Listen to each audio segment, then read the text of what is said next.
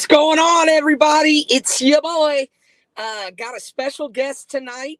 We'll go ahead and get things rolling here in just a minute. We've got Ryan Thomas from SSR. Got some really cool topics that we're going to be discussing. So let's go ahead and bring him out. SSR, SSR, SSR. Oh boy, here we go. That one, hit that one, hit that one, hit that one. Yes. Wow.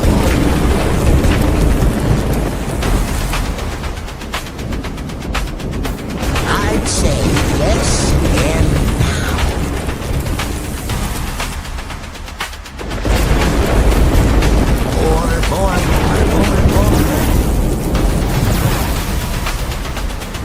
Rock and roll. Wait, what? Cow? Kansas City Pride.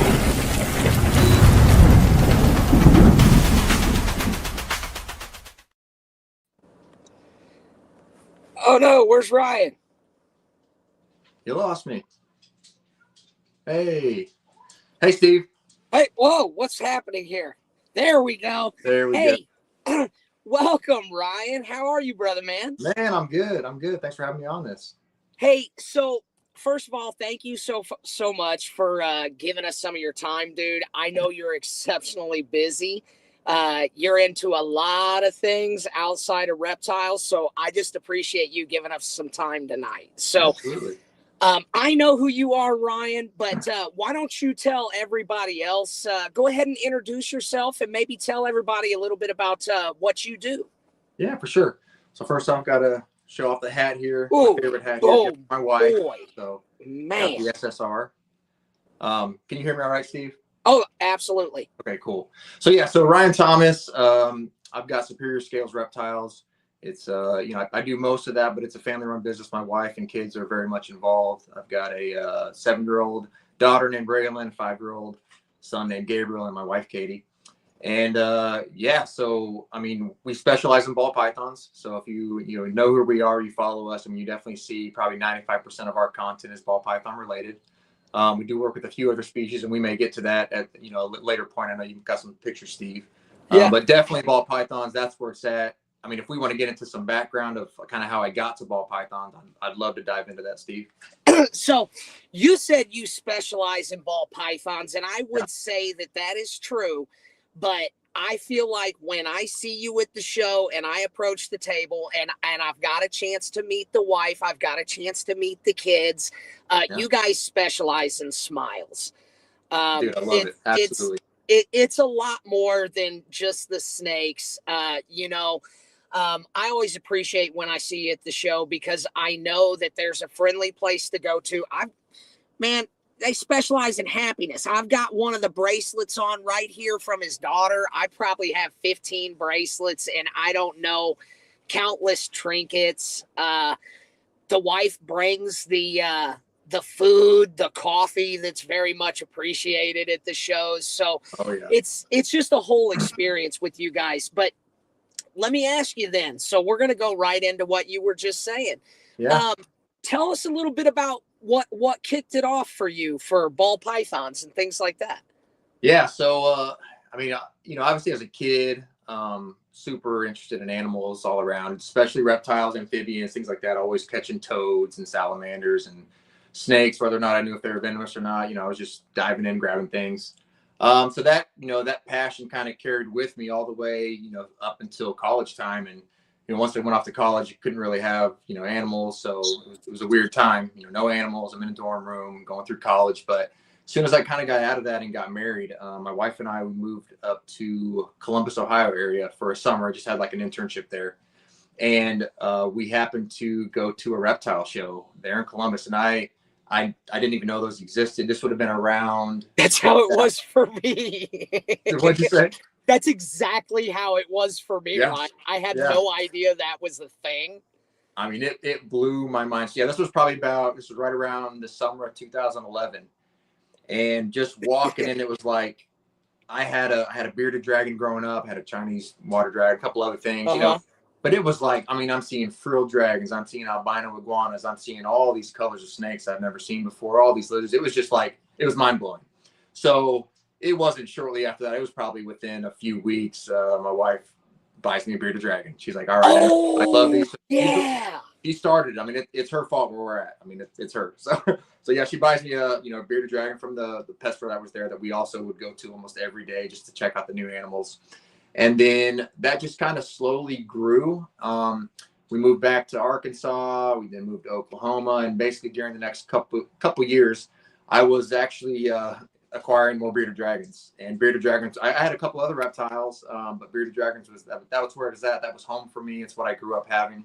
And so started getting into a lot of like the red more, some hypo stuff, starting to now translucent. Not to interrupt you, but yeah.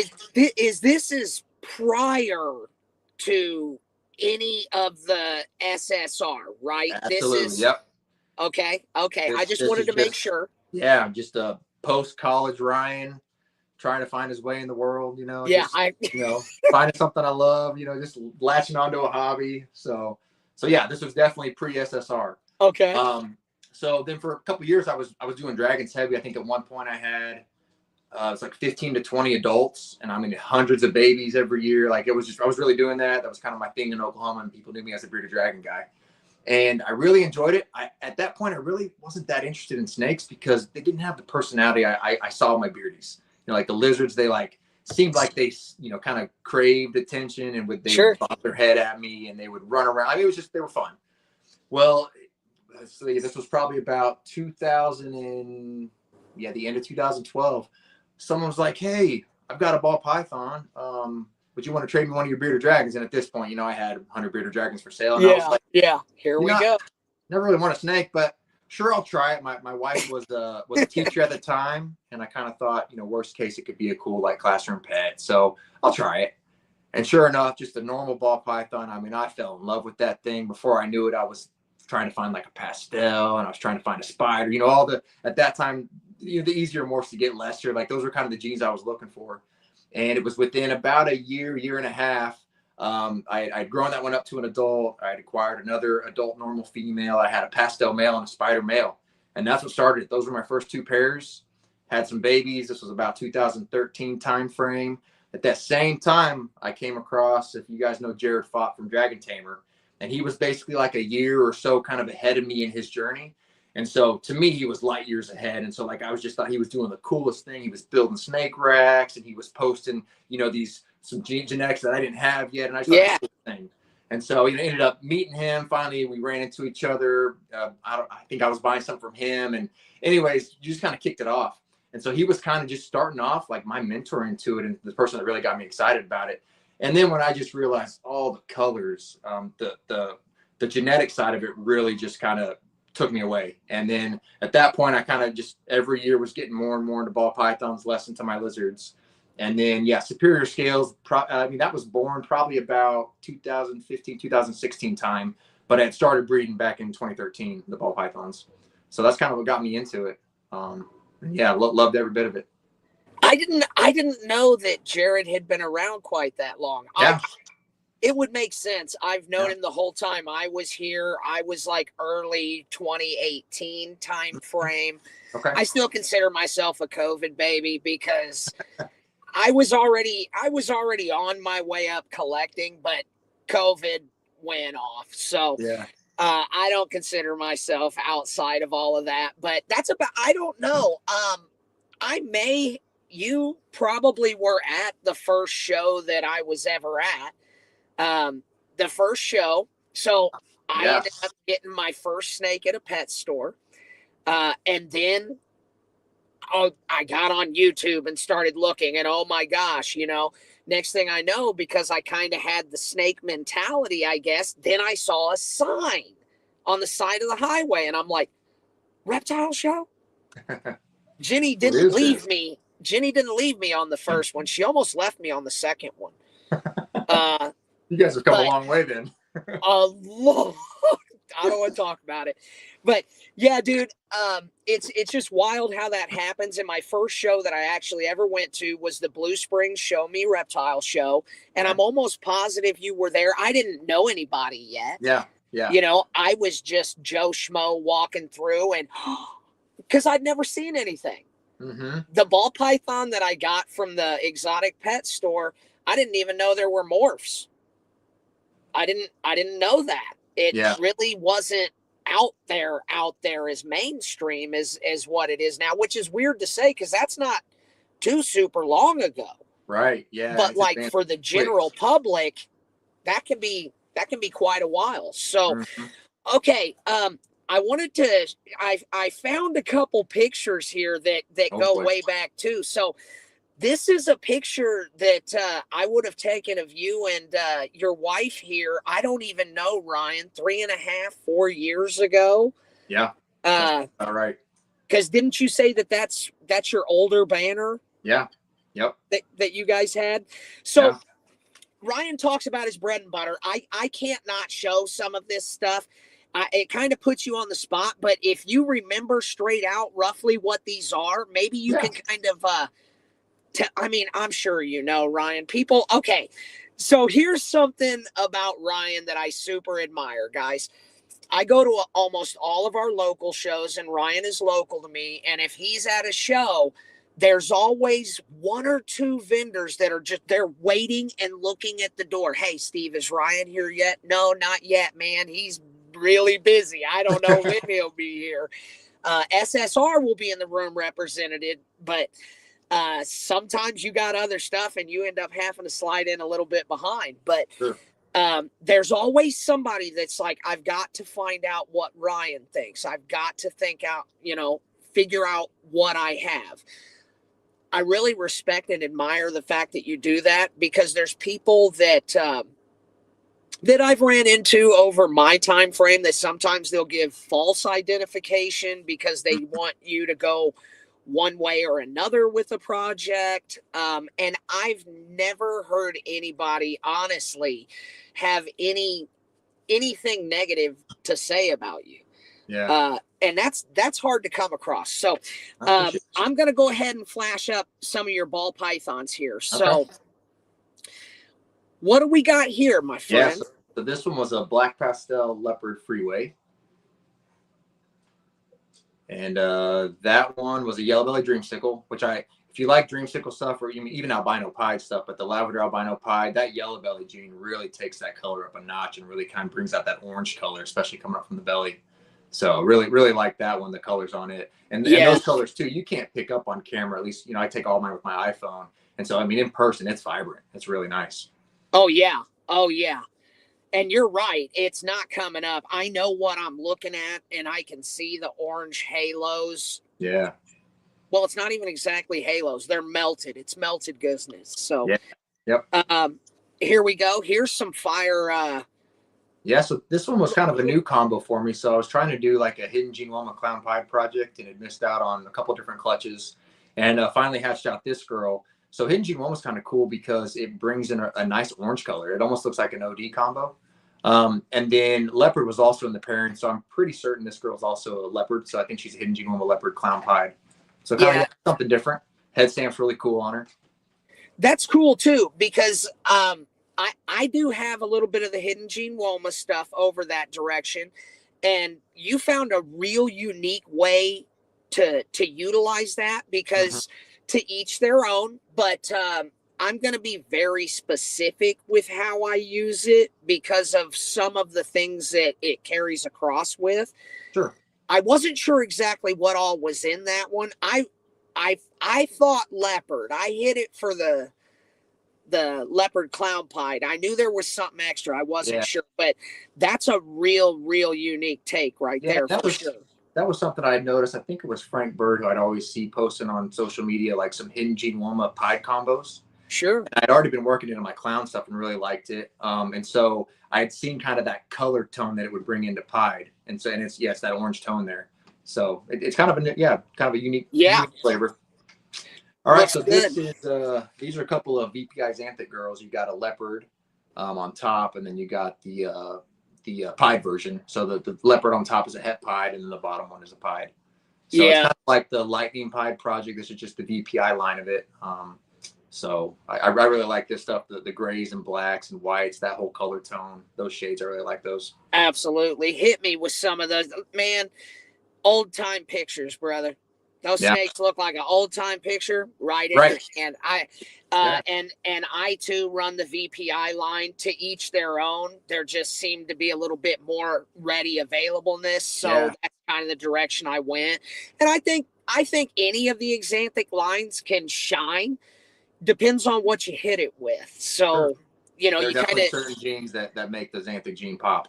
kind of doing your research on what you like. And I always tell everybody, breed what you like, because if you like it, that's going to come across when you go to, well, first of all, you may not get rid of it. Yep.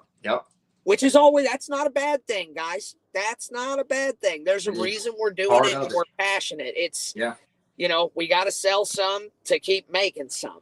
Yep.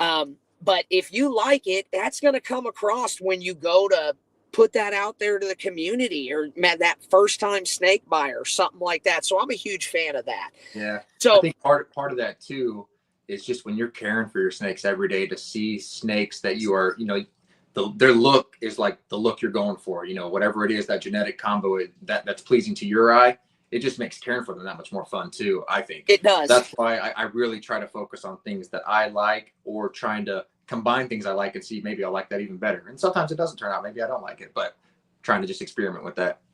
Absolutely. Okay, so tell everybody about this one here. I bet everybody out there is like, man, look at this pie. Well, tell them what we got here, Ryan. So so the Gray Matter project is something that I absolutely love. It's probably my favorite like non-recessive project, because it looks like pieds. Also, it brings in a gray tone, which is really nice. So what happened with this one is I actually the mom to this was a Gray Matter, and I didn't realize she was het hypo. She's one that I did produce, and evidently the sire for her, you know, down the line had het hypo running in there. And so this girl is actually she's an 8-ball matter. The difference there is a Gray Matter is super cinnamon champagne. The 8-ball matter, that's cinnamon and black pastel and then champagne. And then she's also hypo. So she's a visual hypo, which gives her that really silver look.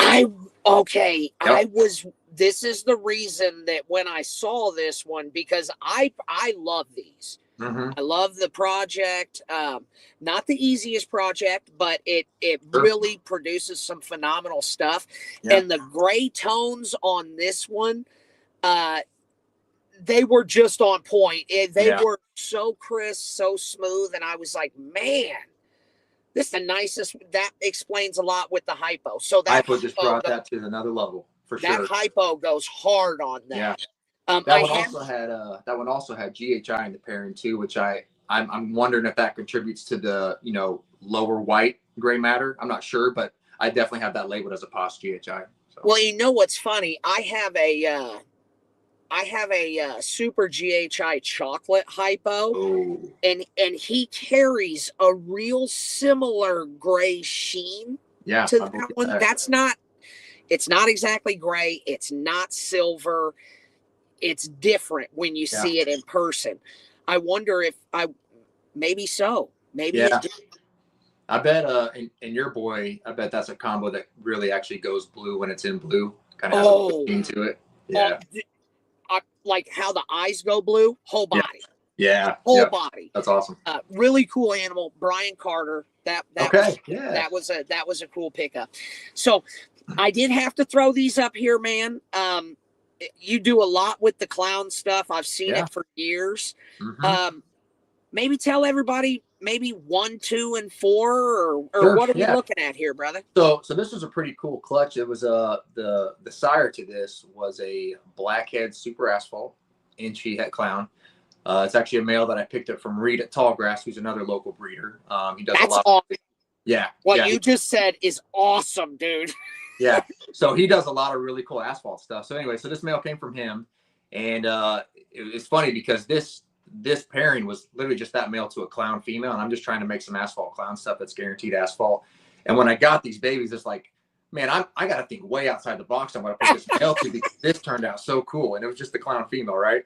So anyways, if we go back to that picture, so the first one there is the number one is a male blackhead inchy asphalt clown, and just really, he's got like a rusty red color to him in person, which Yeah, yeah. cool. Really, really nice. And then if we go up to number 4, so that's one of the brightest examples of an inchy asphalt clown that I've I seen. mean, dude, It's I really thought bright. Almost possibly like fires in there. yeah. Really. Yeah, I was thinking fire, maybe DG. It's just clean and bright.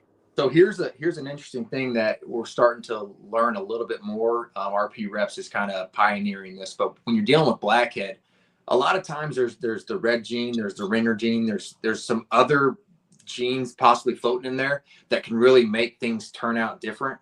And so, I mean, for all we know, like that's actually an inchy asphalt, like maybe it's a red gene clown. You know, it's got, because number 2 is also an inchy asphalt clown, but the brightness between the two is night and day. So it's just something that's kind of, interesting, fun to play with, see some different variety. I mean, I think it's even more than just polymorphism. Like, I think there actually are some other subtle genes floating around with blackhead and a lot of stuff. Number 2 is actually extremely interesting with what you said it is. Yeah. It's really interesting. It's a different take on that inchy and the clown. And I wish I could zoom in on the head, man. That head looks killer. It's a super cool head stamp. Yeah. Yeah. So I had to show those off. Then a little bit of this stuff here, man. So these, I don't know if you loop any of like this type of stuff around it. Yep. That's exact. I mean, So these are kind of like components to those gray matter or 8-ball matter projects. The dark matter is another one where you add in blackhead to it and you get a really nice black and white snake. So yeah, the front snake that's a cinnamon champagne, which is kind of components to those projects. And then the back one there is a blackhead cinnamon. And so like, in theory, breeding those two together can make gray matters, can make the dark matter, can make super cinnamons, blackhead super cinnamons, like all kinds of cool combos. Got to get those babies to make the Ryan Thomas variants, guys. That's what I'm hearing. So I got one more ball python up here, and we were showing some dark stuff. So I went ahead and brought some up back to the light side, and holy smoke show. Yeah, this one, I mean, I was really surprised hatching this one out. So this was actually my second clutch from that same blackhead super asphalt inchy head clown male. And this was to a banana yellow belly female. And so basically that blackhead, it almost acts when it reacts with the banana, and every baby was asphalt. So the asphalt or the yellow belly complex is definitely contributing to this. But it almost gives it this really cool like calico effect, which I was going to say there's no calico. No calico. So that one thought you were looking at some sort of like almost on its way campfire variant. Yeah. I could tell there was some yellow belly complex, super stripe complex, however we want to phrase that. Just from the top part, kind of has that highway, totally, feel to it. But I thought for sure. Yeah, that white's wild. So basically, it's a banana blackhead, inchy freeway, and then it's 50% head clown. So it could turn out to be head clown too. And maybe that's adding some of that, influence too, making it even more white. Wow. Yeah, it's crazy. That is super cool. So, and it's a female maker, so add that little bonus there too. Yeah, even better. So, tell everybody who this is, Ryan. So this is my beautiful wife, Katie, and like I said, it's her fault that I'm in this. So, we can blame her. But yeah, she is absolutely, I mean, she loves animals, maybe even more than me.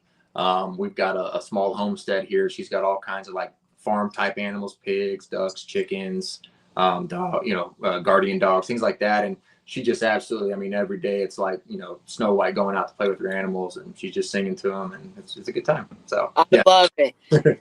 And, so this appears to be a Kansas City show if I'm looking at the carpet right. Yeah. Yep.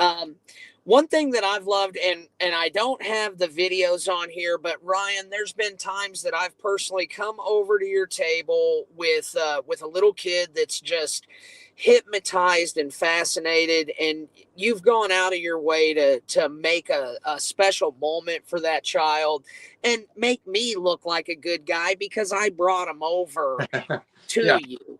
I really appreciate that. I do understand that there can be, somewhat of dangers behind doing so with possible spreading of mites or things like that. You've never hesitated. And I just wanted to let you know, I appreciate that so much. Yeah.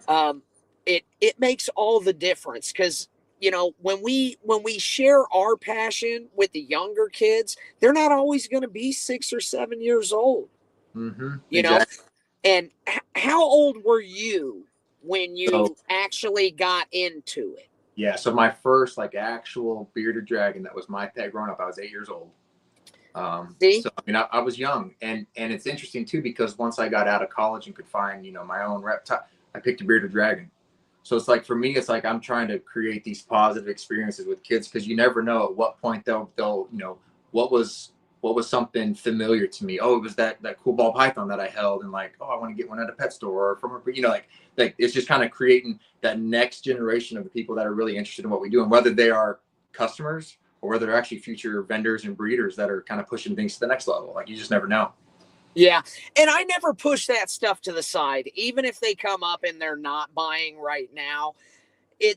They paid to get into the show to have some sort of experience at the event.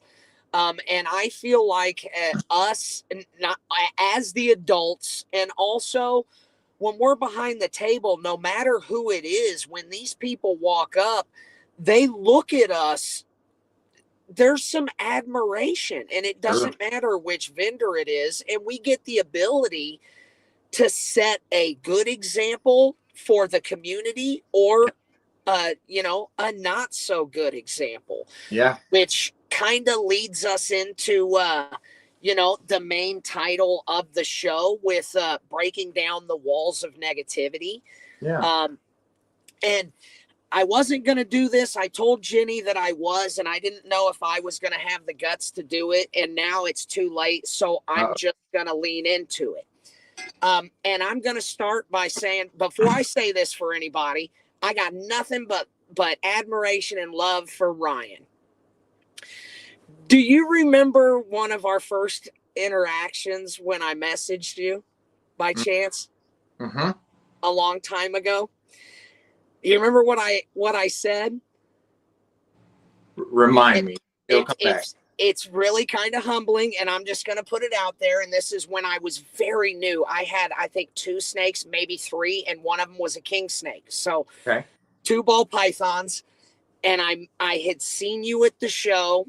I didn't have the guts to approach you yet, is the honesty of it, because your display looks so good. You're a great big sexy beast of a man. And I'm like, he's so busy, he's not going to want to talk to me. And I finally got the guts, and I messaged you, and I was like, hey, the moral of it was, I was like, I would like to come over and kind of spend some time with you. I know that I can get better just being next to you on accident. Mm-hmm. And I had said that whatever you would require of me, if you needed me to clean your rats or run your rats, and I don't even think you do rats, but I didn't know that at the time.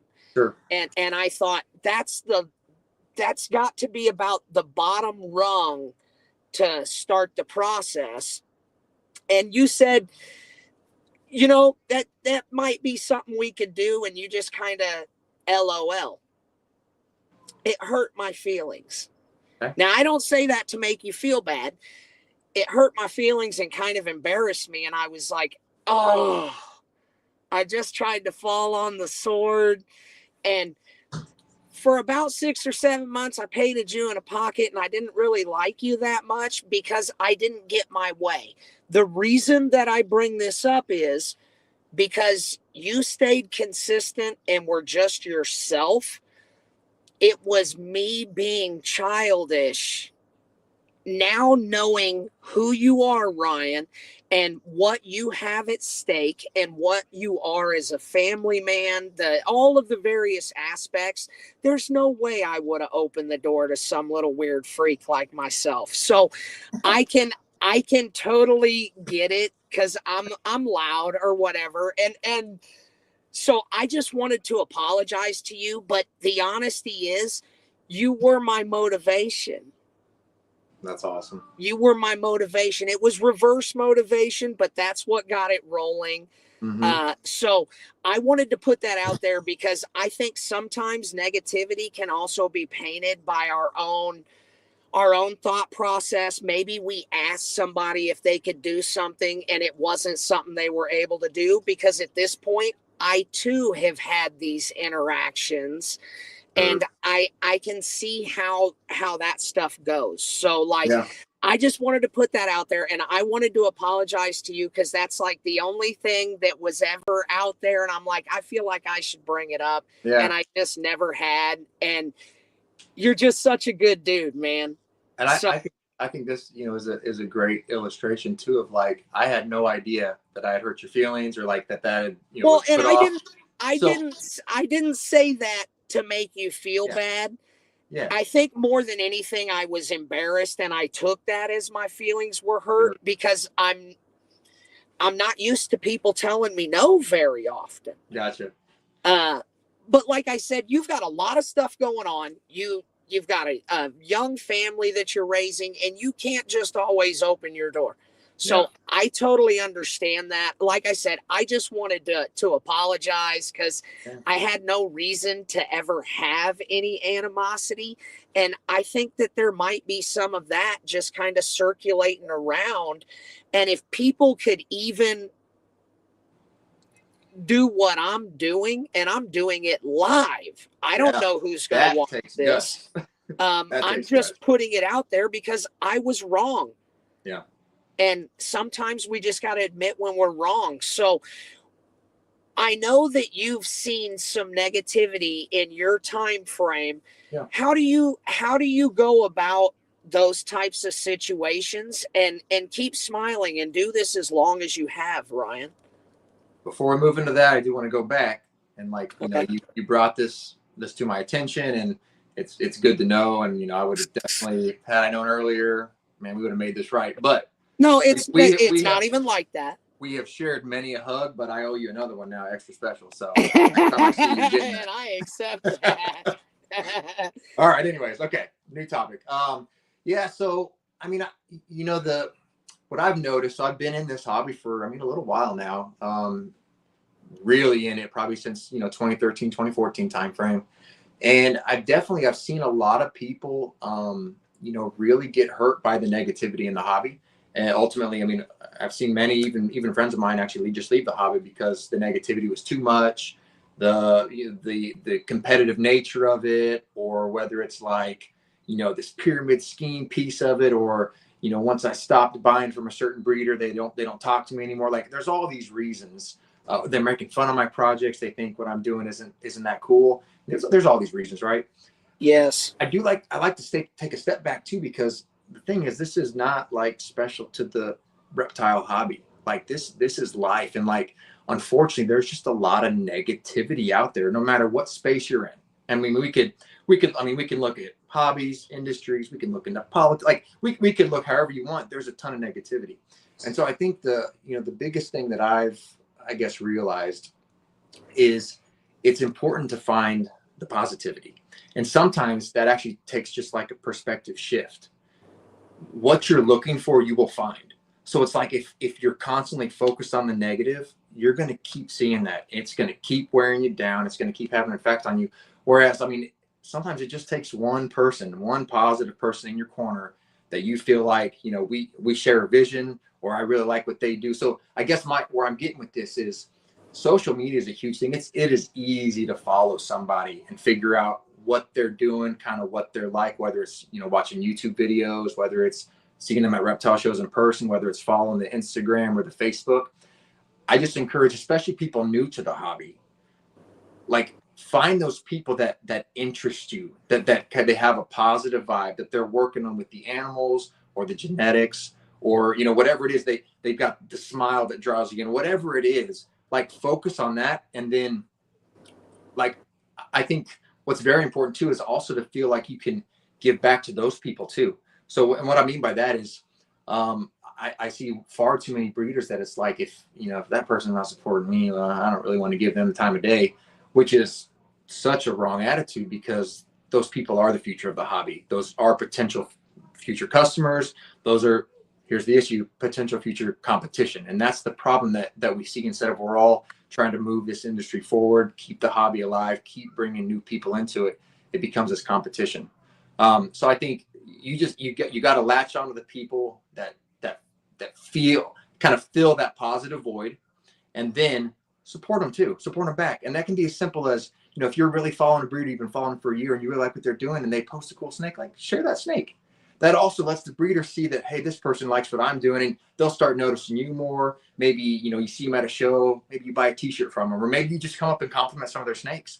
Start a dialogue there, you know, like what kind of projects are you working on? Then maybe they'll ask it back. And I think some of that relational piece too is really good in shows, because you can also see who's kind of interested in what you have to say, and then just feed off that.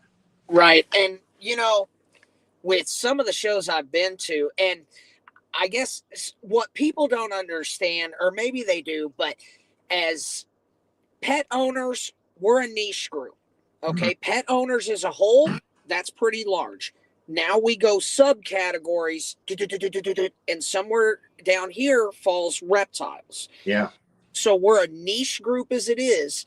And then it's also a niche group of breeders, because you start seeing repeat people dependent on what zones you're in within a 3-4 state zone. Some of them travel further, but you know what I'm saying. So you start your core is the same people. Sure. Yeah. The core family of the promotion or whatever that you're traveling with, the circuit, however you want to say it. What we're referencing is like the ball python side of things. One thing that I like, and this happened to me last week, I was talking to this guy and he was just going off on Texas rat snakes. Okay. I'm just an animal dork. You could talk to me about anything, because this kind of bounces off of what you were saying earlier too. Energy is contagious, and I am such an adrenaline junkie. It doesn't take much to get me excited and hyped. You know, you bring that energy, Steve. And when I get excited and everything, it just comes out. It's just passion. So when someone else is throwing it at me, dude, it's on, you know. Yep. So he had me geeking out on the Texas rat snakes, and I don't do them, but I think it's very important that there are people in various species and subspecies, because we never know what's going to happen 15, 20 years down the road. I mean, look at some of the New Caledonian species, dude. They were, you know, crested geckos. They were almost gone. Mm-hmm. Now people are like, oh, man, you can see them at every show. Well, that's awesome. Yeah. We don't know what it's going to be like. You know, some of the indigo species and stuff like that with the snakes. That stuff's starting to disappear. So I love seeing people that are passionate, even if it's with, you know, snakes native to where they are. Mm-hmm. As long as it's legal for them to have them, I say do it, because at some point it's probably going to come down to us. Not in our lifetime, hopefully not. Better but not. 100 years, we could be in a totally different place. So I always love feeding off of that, just that various passion. Period. Yeah. I think that's good. You know, another form of negativity that I've seen, and I hate this for the community and for the vendors. I don't like seeing promotions going at each other. If you vend here, then, because that's a different side of some of the ugly politics and just the negativity as a whole. And when that stuff starts coming down the pipeline, and this is just my opinion, but I've seen a lot of shows at this point, it hurts the community. It hurts the vendors when they have to decide here or here, and it hurts the bottom line for all parties. Have you been involved in any sort of crossfire, and don't name promotions, but crossfire events like that? And how did you go about approaching that? Or what is your advice for the new breeder that doesn't have a choice because they want to vend this show and in 4 months this other show?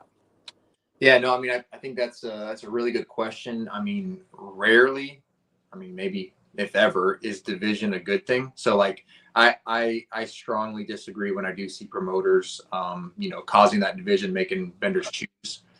Fortunately, I haven't had to deal with that. So part of it is there's really just like three main shows that I've been, or three main promoters, and I think what helps is that I have a pretty good and long-standing relationship with them, that they know that if I am vending their show, I'm vending their show. I'm not going to be promoting other shows while I'm at their show. I'm doing their thing, playing by their rules, and we're having a great time.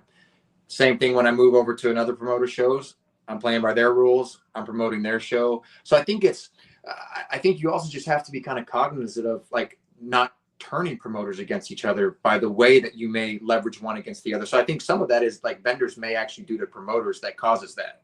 So my biggest advice is just, it's that good standing relationship with whoever you're dealing with. Because ultimately, if you're vending for a promoter, I mean, in a way, you're kind of working for them. It's their show. Yeah. So for somebody new coming in, yeah, what kind of advice would you give them? Because I do think you hit the nail just right on the head. At a certain point, promotions will say, well, this guy's made it.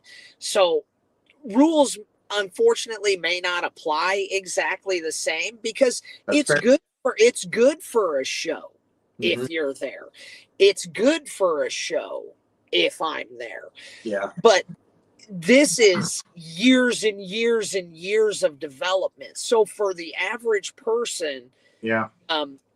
What kind of advice would you give them to try to keep the waters as smooth sailing as possible?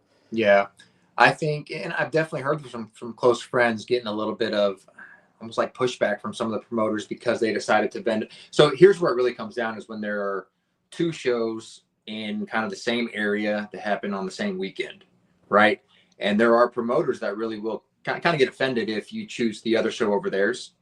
So I think the biggest thing is, first off, if you're new to vending, I would assume that you have been to some shows. You've attended at least multiple times, as a customer. You've kind of seen how it runs. Some definitely run smoother than others. And I think even as a customer, you can tell that. It's definitely obvious as vendors. But I think once you're serious about like it's time to vend, first talk to the vendors. They're going to have like that hands-on actual experience on how these play out, and if there might be some issues. I mean, for me, if it's a show I vend, you can talk to me. I can give you all the details, right?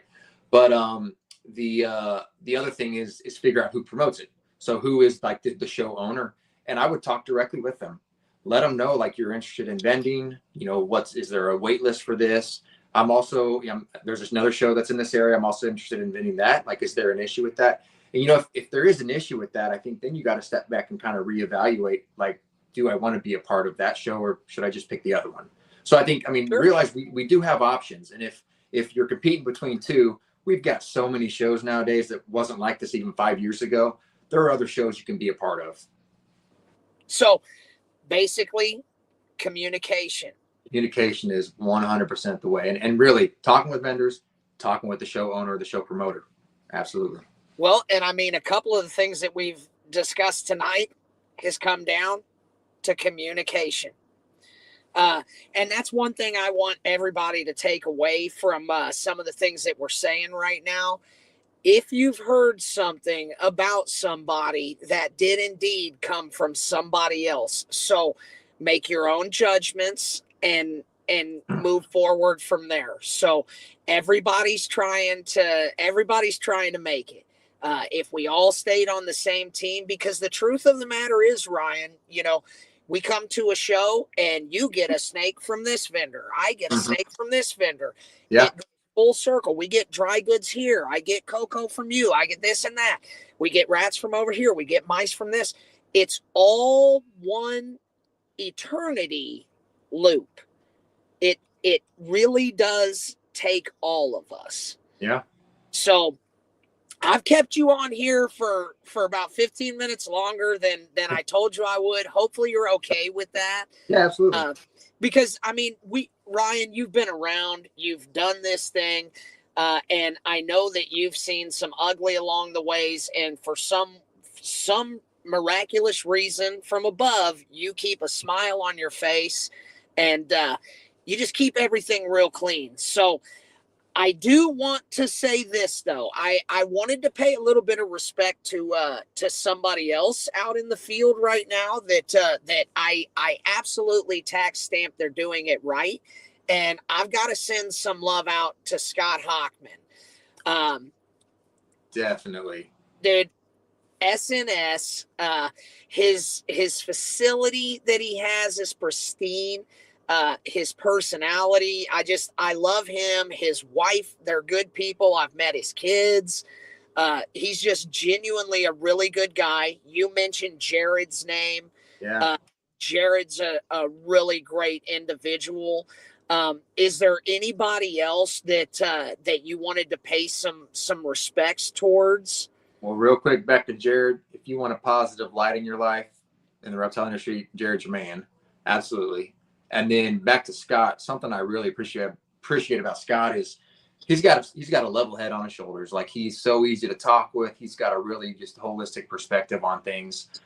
But he is he craves learning. And so just the amount of time he has spent, learning his craft, so to speak, is just like that is something that we should all aspire to, especially new people in the hobby, just learning everything you can, talking to breeders, talking to vendors, mapping out kind of your plan, where you want to go. I mean, like, that's the example you want to follow for sure. So mad respect.